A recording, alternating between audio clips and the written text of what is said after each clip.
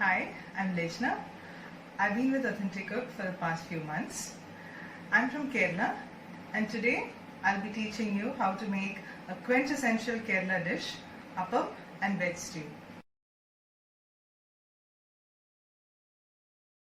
So the ingredients for this are 2 cups of raw rice, washed, soaked and drained, half a cup of cooked rice, half a cup of grated coconut and half teaspoon instant yeast. In Kerala we use toddy or palm wine, so we use yeast here to substitute the same.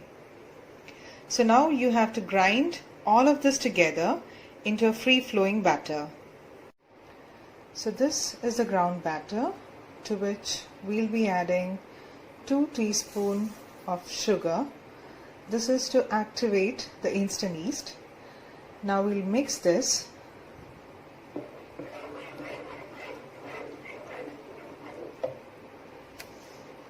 See, that's the consistency we're looking at. So we mix it proper.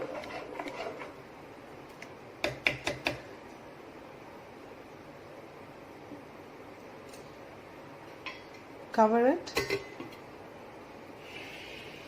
and let it ferment for 8 hours or overnight preferably.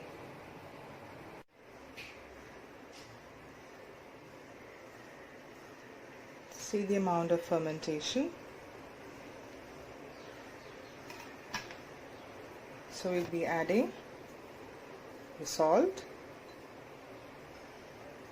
and now you can see how much it has fermented. So then you mix it really well and you again keep it for a while till you have to make the appams, because we generally make the appams with a fermented batter which is again bristled, and we scoop out the top portion and then we make the appams. That is when you get the lacy texture on the sides. So this is the appam batter. I've just transferred it into a smaller bowl. So you can see that this is the froth on top. So this is what we'll be pouring gently into this. This is an appam pan. We've kept it on the stove. So we'll be pouring this and swirling it. So the appam pan is hot. To this we'll be taking the appam batter, taking the top froth, pouring it in and swirling it gently.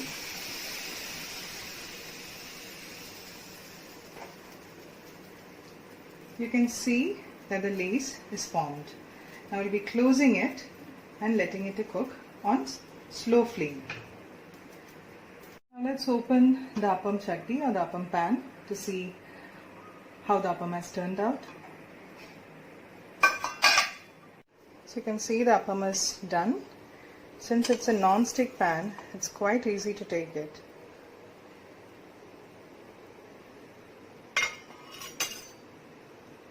And your appam is ready.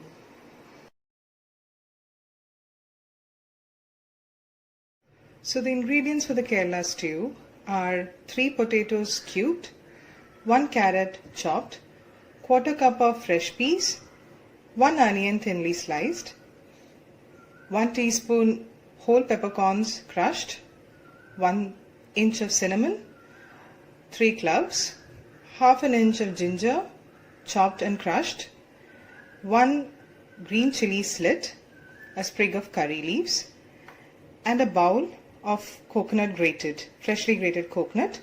This is around 1.5 cups almost. This we'll be using at a later stage. Now these we'll be putting in a pressure cooker, pouring 1 cup of water and cooking it. So you can see that all the ingredients are here in the pressure cooker. To this we'll be adding 1 cup of water, closing the cooker, and we'll cook it for 15 minutes or for 4 whistles. Now we'll have to extract the coconut milk from the freshly grated coconut. For this, we'll be adding the freshly grated coconut to a mixer or a grinder, pouring in half cup of water, giving it a grind and extracting the milk. So the milk that you get the first time is very thick and should be added after you off the. So from the 1 bowl of freshly grated coconut, I've got these 2 coconut milk extracts.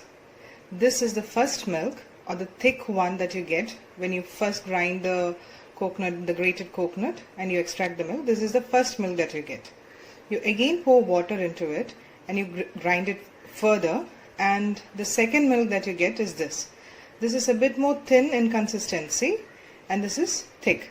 So for the Kerala stew, the consistency, the taste, everything depends upon the milk that you add, the coconut milk that you add. So now you can see that the vegetables are all cooked. To this we'll be adding the second coconut milk.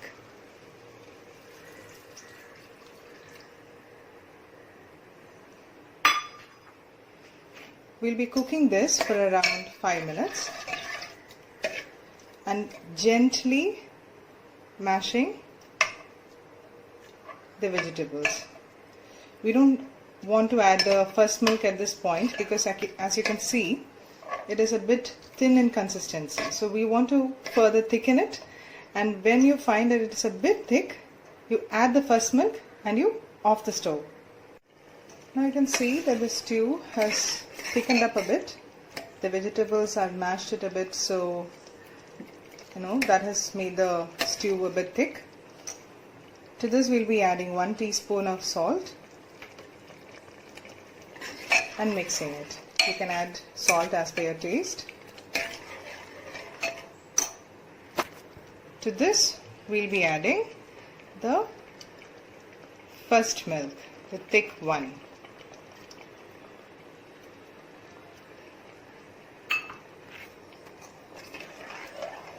See, the color has become quite white.